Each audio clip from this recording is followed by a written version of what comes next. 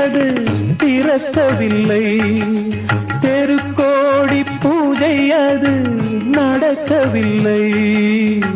தேவதையை காண்பதற்கு வழியும் இல்லை, தேன்மொழியை கேட்பதற்கு வகையும் இல்லை. காதலில் வாழ்ந்த கன்னி மனம் காவலில் வாடையில் கன்னி விடும்.